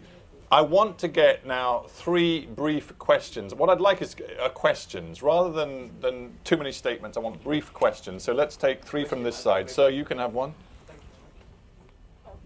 Chandela Fernando, it's very obvious that it is a highly volatile and evocative topic. But my question really is this. There is, without a denial, a geopolitical undercurrent to the whole of this discussion, number one. And number two, if you are to skin it back to the actual issue between 2 respective communities, what I haven't heard from the panel is, fine, we can all talk about these subjects, but if on a platform of this description, this is the reaction you get sitting in London, what chance do you have for anybody back home? Because the people who are living in poverty or who are struggling for their daily bread, whether they're Sinhalese, Tamil or Muslim, and they are struggling on the rate of inflation, have no aspirations to fight anyone. And the point that I have not seen from the panel is that what are you actually going to advocate on a practical basis? We can all ask for greater integration, we can all ask for greater reports, we can all ask for international monitoring, but no one from the panel has said, look, based on our experience, here is a starting point. That is a thing that audiences around the world want to really hear. All right, okay. Let's have a gentleman further back. You've got your hand up, sir. Just 2 questions. One is... Well, you can't have 2, you can have 1. I'm sorry, but... Okay, my simple question is, why is there so much of delay on the part of the Sri Lankan government to talk and to implement the question of devolution, which is going to be the permanent solution for this crisis? Sorry, why? What would Why is there so much of delay on the part of the the part of the Sri Lankan government all right. to implement devolution of part of the Lankan Tamils there, right. which could only be the permanent solution for this ethnic conflict? Yeah, got you. Okay, we'll take one more. Let's go to the back. The lady at the back. Yeah. It's a question really for Yolanda and for Callum. Yeah. Why is it that the international community is not doing anything when it is very clear that both sides in this conflict are damaged? Yeah. If you have somebody whose parents have been shot by Tamil tigers, of course he's going to have a view. It will be a subjective view. It will not be objective. Why is it the international community is not trying to step in and get something organised in an objective way? All right, thank you. Panel, you have to promise me you're going to be succinct and brief now, or else we're just going to run out of time. Aaron, I'll actually ask you this first one. To cut to the chase with this question is, what are you advocating? You as somebody who's active in Sri Lankan politics, what are you advocating to actually improve the lives of ordinary Sri Lankan people of all of the different communities, rather than getting stuck in an endless debate about justice and the past? The 30-year war has taught us that the future for Sri Lankans, Tamils, Sinhalese, Muslims, to live together, where equality and equal opportunities will be at the forefront. And Let me just boilerplate rhetoric. I know. Let me also go further. In order for that to happen, of course, progresses have to be made. There are issues. Language issues are there. Implementation of rights. All that is there in a country like Sri Lanka. But progresses are being made. And something that, unfortunately, when you are looking through a smoke screen, you will not see that. And many of my compatriots who have come here after 1983 riots and have come through a lot of suffering, all they want to see, and especially a lot of them invested a lot of their hard-earned money on the separatist movement, and they are smarting from it. They want to seek revenge. And I feel they should move away from that and seriously think about reconciliation is the only answer for the future of Tamils in Sri Lanka. And unfortunately, international community, they have They have consistently failed because they have consistently taken a vested interest. We talk about geopolitics. Let's talk about geopolitics in the 80s. Well, let's 90s. not just yet, because I just want to very briefly ask you two, the journalist and the human rights worker, do you ever worry that your focus and the work that you do could, based on the question, get in the way of actually delivering better lives to ordinary people of all communities in Sri Lanka today? I mean, absolutely and categorically not.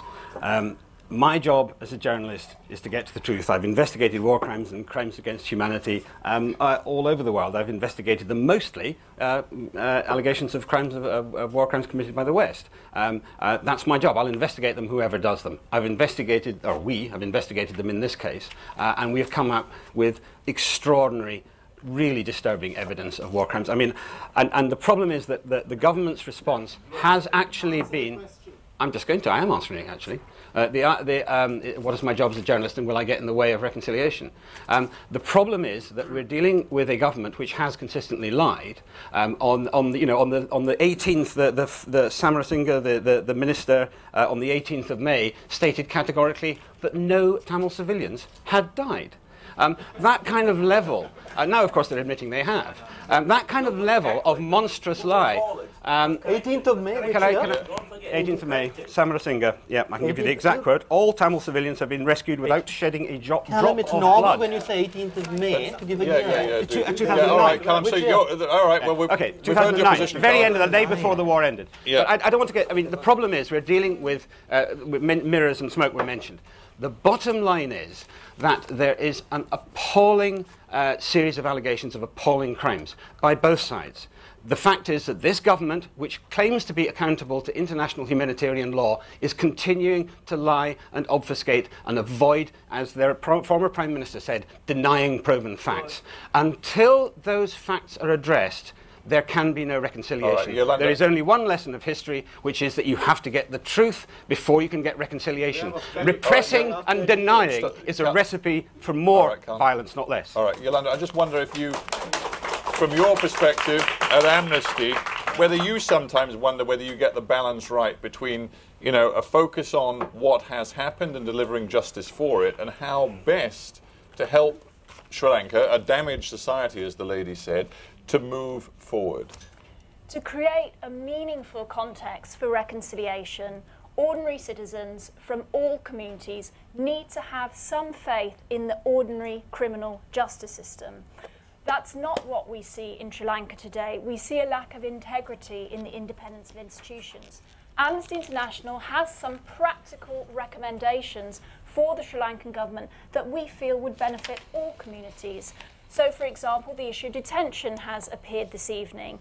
We think that the repressive security legislation that remains in place is a barrier to ordinary citizens having a sense of security. So we're calling on the government, if it's sincere about reconciliation, to repeal the Prevention of Terrorism Act. We also feel that the government needs to have better consultation on its National Human Rights Action Plan. There's been a lot of discussion and debate in international forums such as the Human Rights Council about the promises of the Human Rights Action Plan.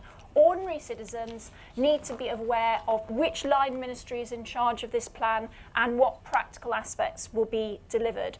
And then the key issue, I think, for all communities is that there shouldn't be shortcuts to justice. So tonight, for example, people have talked about the East. Well, last month in Trincomalee district, there was a mass cordon and search operation in which over 200 detainees were arrested without due procedures, proper detention orders being issued.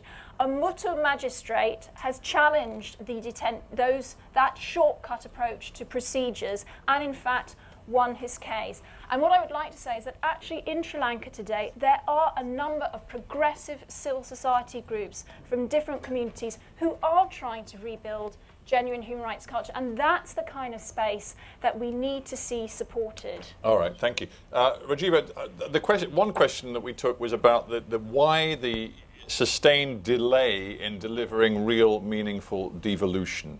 Why? Can I answer a bit more as well? Oh, let me just say the written documents are here. They're available if anyone wants to collect them. So please take them. I'm really sorry, but I would like to make a few points, and since you don't allow me to speak, they're here.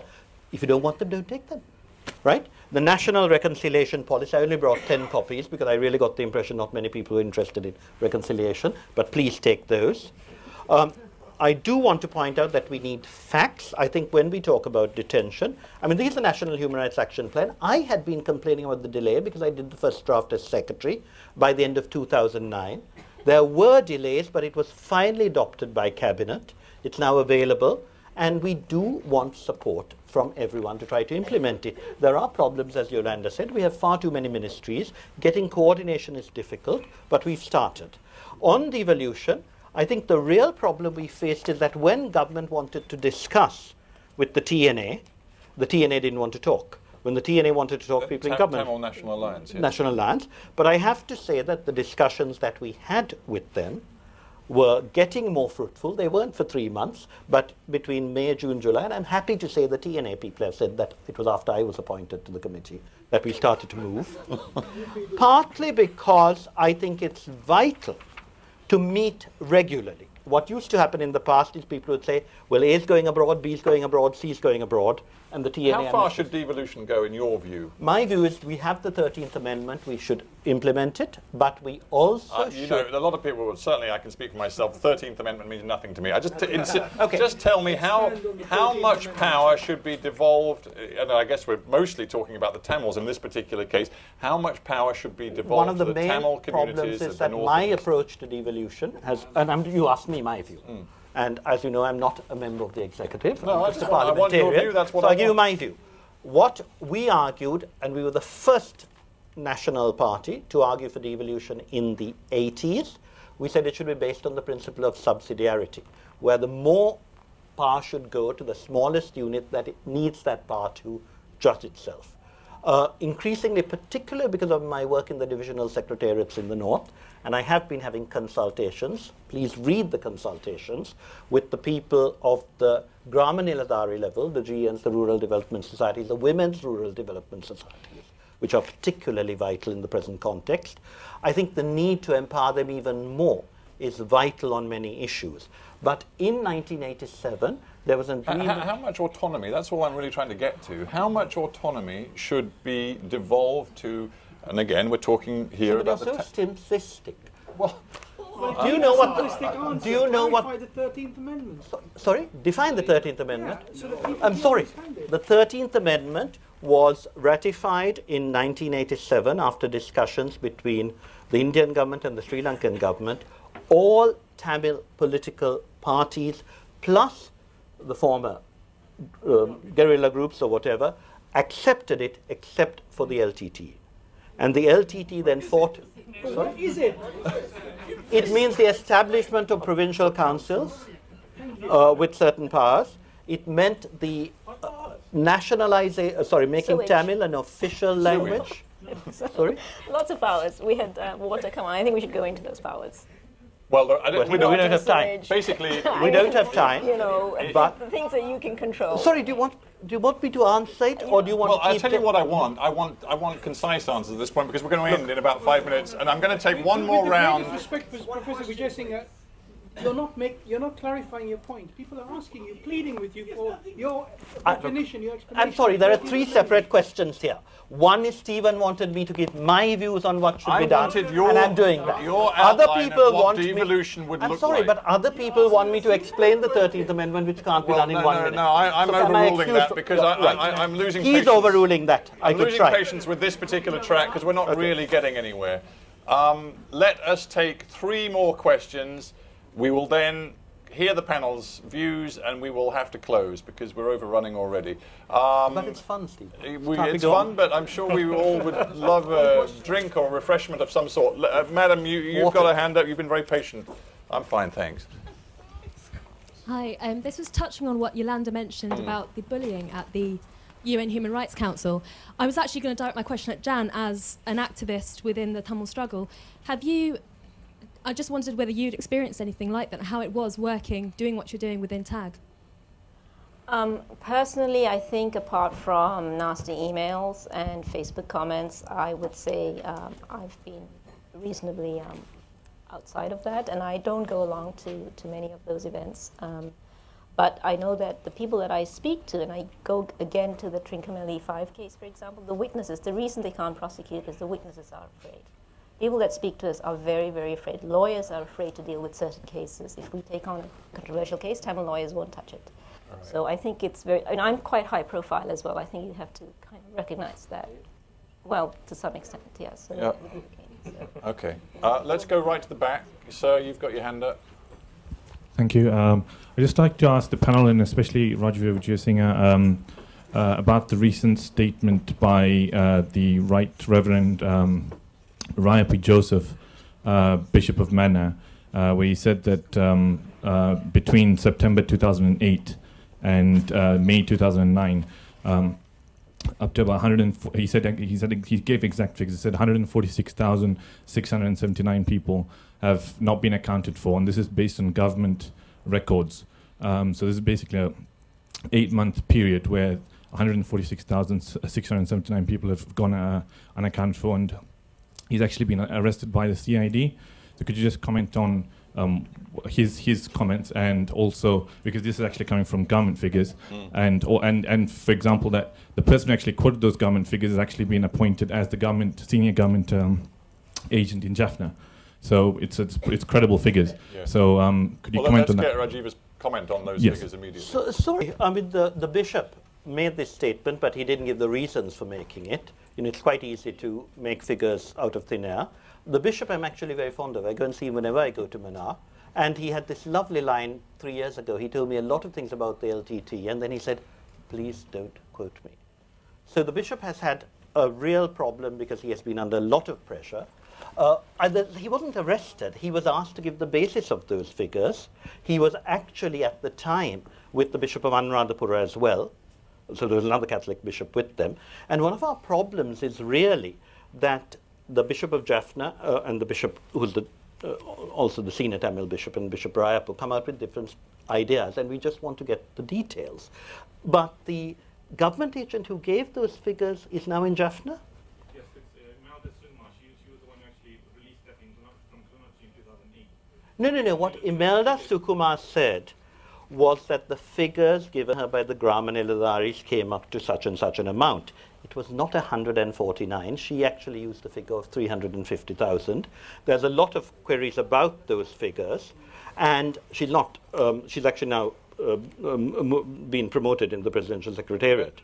But those figures, 149, we're still trying to find out how he came up with that. What is the figure you work with when people ask you for an official number of people still unaccounted for in that 8-month period going up to May 2009? What's your answer? Well, the figure that I first gave, and please remember that in 2009, I was the person who first said that there were about 5,000 to 7,000 civilian casualties. You also said there was 0 civilian casualties all the way through the final months. You were one of the proponents of the line. How dare you?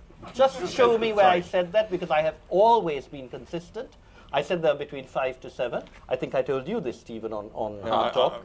Forgive me, it's a while ago. It hasn't stuck in my brain. But what I want to know is... And I have actually said that consistently, Callum, and I'm tired of the lies. Well, look... Because if you want to say Mahinda Samarasinghe has said that, you may be correct, I'll check. But I have always said this, and don't you dare claim that I tell lies. We're coming to a close. Right. So let me just finish end what with you a said. fist fight. Let's just try and end calmly. No, but what I'm shocked about is I do have sympathy for John and indeed Yolanda, who used to be very idealistic before she turned into this avenging We don't need your summation but of what you think of everybody else. Liars. We can all have our own opinions about everybody else in the room. It doesn't really matter. I just want to...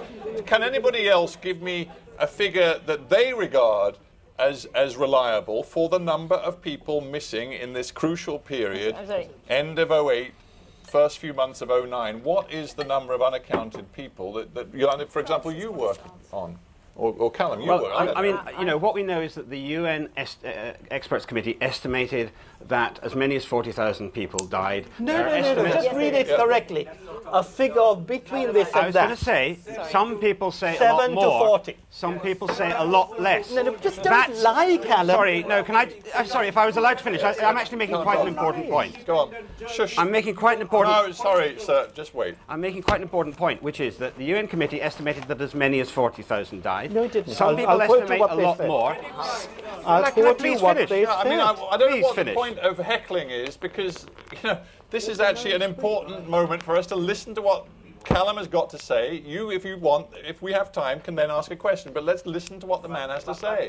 Some people... Can I finish my The POE sentence? Please let me estimated finish my casualties sentence. range from 10 to 40. Right. Please let me finish my is the sentence. fact. You know what? Some people say a lot less than that. Some people say as few as 7,000. That is significantly different from what the Sri Lankan government claimed until the end of the war, which was that none had died. Yeah. And over and above that, surely the question is, if there is so much uncertainty about how many people died, there cannot conceive of a situation in which the world will say, oh, it doesn't matter. It matters hugely. It matters how they died, why they died, and who is responsible for them dying. And that's all as journalists we are saying. There is a big problem here. It has to be investigated. We need the truth. And simply denying, obfuscating, delaying and coming up with fake commissions is not a way of getting to the truth. Callum, That's all I'm saying. There's a lady who's been very patient over here. I'm going to have her ask her question, and I fear, given the time, this is going to have to be the last one. And I really am sorry that there's so many questions hanging in the air, but we can't, unfortunately, let ourselves overrun too much. Go on, man. Hi, I'm Frances Harrison. I used to be the BBC correspondent. Of course you are. Yeah, hello, Frances. I spent the last year tracking down survivors from 2009 and writing their stories, and I want to address the issue of the death toll. The Bishop's statement doesn't say 147,000 people were definitely killed. No, it's unaccounted for, as I understood it from the question over yes, there. And the way he calculates it is very clear in his submission to the LLRC statement. He says that 282,000 people came out alive from the war zone. That's documented by the army and the government. And if you look at the number of people who lived in that area before the war started, or escalated in 2009, we know that from UN surveys, from a UNICEF survey, from a head count that was actually done with the government and the Tigers together, there were around 430,000 people in September or October 2008. We have several other figures that are brought up in January by government officials. So there is a big question mark about where those people are now, and it needs to be answered. If you take the UN itself had a long-distance head count of casualties during the war.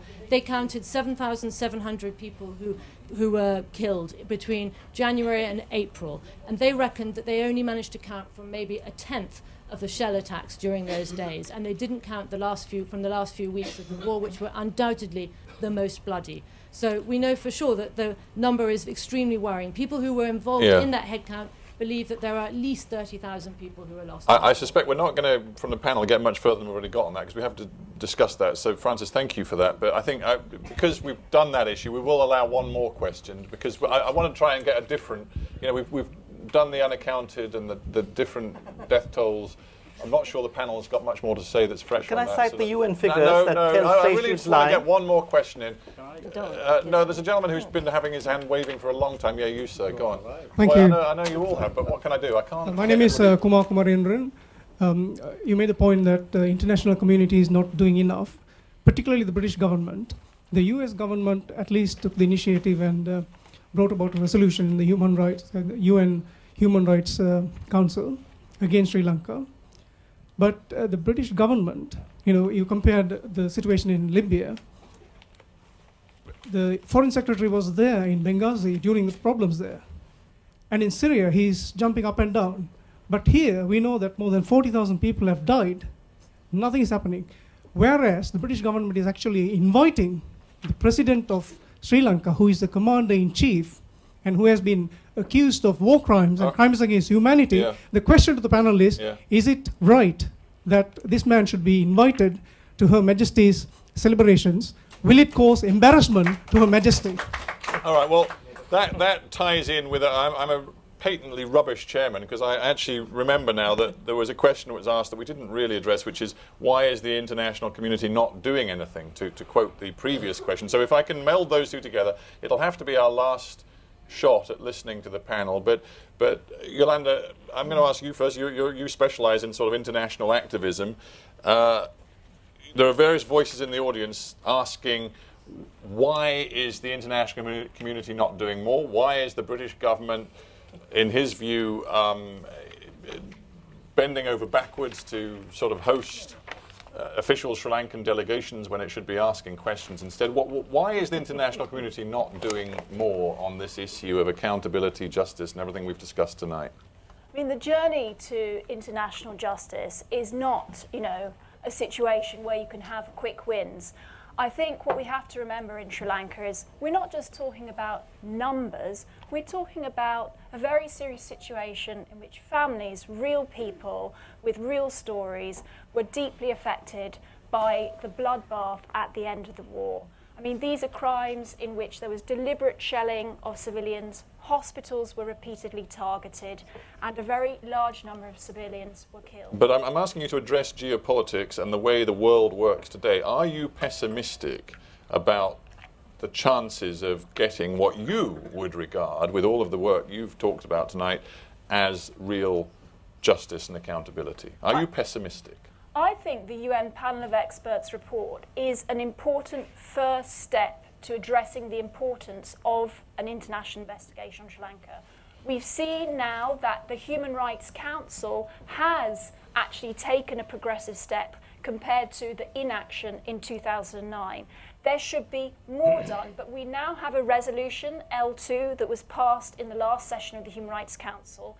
And the government of Sri Lanka will have to come back in the 22nd session in March 2013 and account for the progress of the recommendations of the LLRC.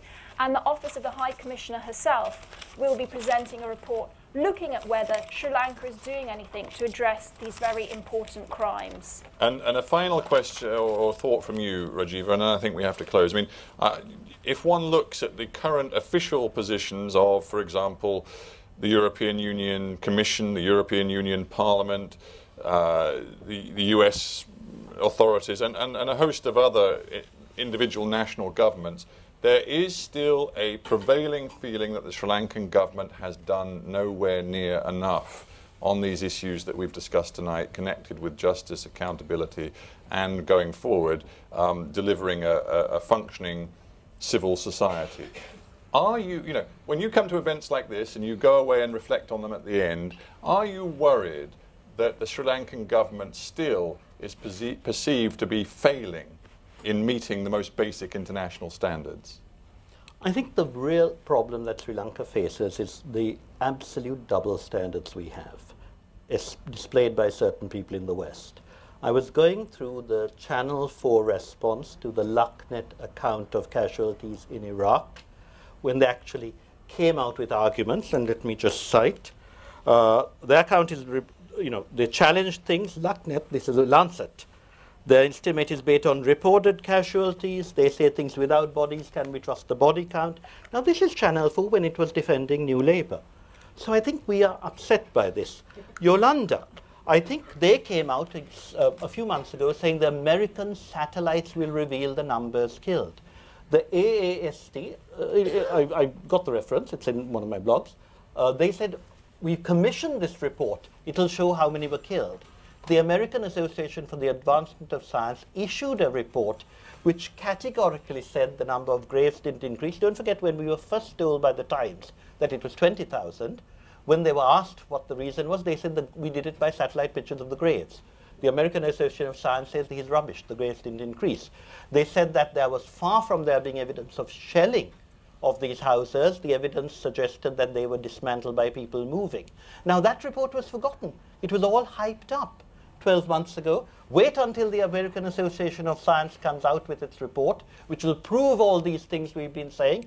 Association report comes out, it's now available publicly, completely saying that there is no evidence for all this. So I think what worries us is that there is such an excess that the real areas that I think we need to move forward on, and I have always said that we are too slow on various things, the reconciliation process needs to move forward, greater empowerment of the regional areas, and of course, I think there have been certain areas where I have said there was a prima facie case, we should investigate them. The LLRC went further and said there are more. They said they looked at all the evidence and they said certain things clearly there's no prima facie case, there's others there are. But this simple fact of how this 40,000, if you just heard the people today, you know, it's like that game of Chinese whispers. One says 10, the next says 20, the next says 30, someone said over 40. And I cite again the UN report that said between 10 and 40. And I think if you look at the figures, it is very, very clear that there's been so much sleight of hand involved that is preventing what we really want, which is a movement forward on political progress, on restoration, and on reconciliation. All right. Okay. Well, ladies and gentlemen, I think I can say without too much sort of exaggeration, this is one of the tougher chairing experiences I've had, simply because there's an awful lot of passion on the panel and in the room. And there's also, I know, a huge amount of comment and questioning hanging around in the floor that I haven't been able to get to. I do apologize for that, but we've overrun by pretty much half an hour already, and I think Millicent and others feel that we've probably got to draw a close to this right now.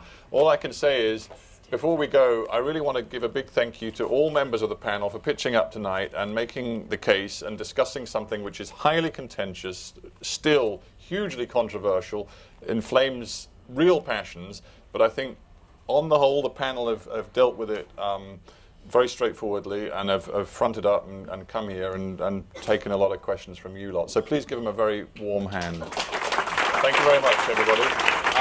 Thank you. And thank you all for your thoughts, your questions, and your patience. And let me bid you good night and some refreshment to everybody.